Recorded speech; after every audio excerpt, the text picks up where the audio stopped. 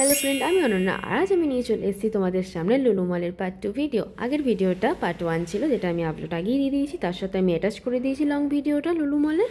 আর যারা যারা এই আগের ভিডিওগুলো দেখেছো তারা নিশ্চয়ই লাইক দিয়েছো আশা করছি। আর যারা যারা দেখোনি তাড়াতাড়ি যাও, গিয়ে দেখো আমার ভিডিও। ভালো লাগলে লাইক দিও, আমার পেজটাকে ফলো করো, সাবস্ক্রাইব করো। যারা ইনস্টাগ্রাম থেকে দেখছো, ফেসবুক থেকে দেখছো, তারা আমার পেজ চ্যানেলটাকে ফলো করে দিও আর ভিডিওকে লাইক করে দিও। যারা ইউটিউব থেকে দেখছো তারা আমাকে সাবস্ক্রাইব করো এবং লাইক করে দিও।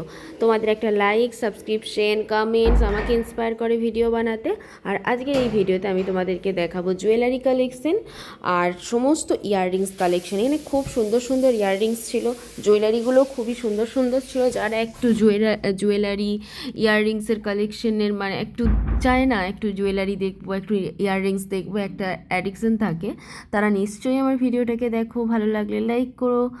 আর তোমরা কি জানো, আমি যখন লুলু মলে গেছিলাম আমার এত ভালো লেগেছিলো, কারণ ওখানকার মানুষের মানে সমস্ত স্টাফেদের বিহেভিয়ার ভীষণই ভালো ছিল, ভীষণই হেল্পফুল ছিল। আর কালেকশন তো অসাধারণ ছিল আর খুবই রিজনেবল প্রাইসের মধ্যে ছিল।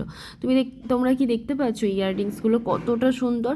যে কোনো গজরেস, যে কোনো ওয়েডিং কালেকশনের সাথে তোমরা ক্যারি করতে পারবে।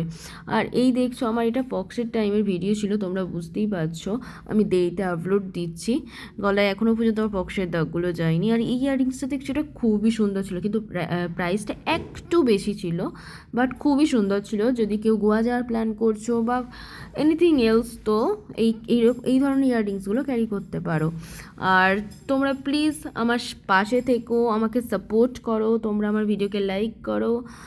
আর এরপর আমি তোমাদেরকে নিয়ে যাচ্ছি শোপিস শপের দিকে।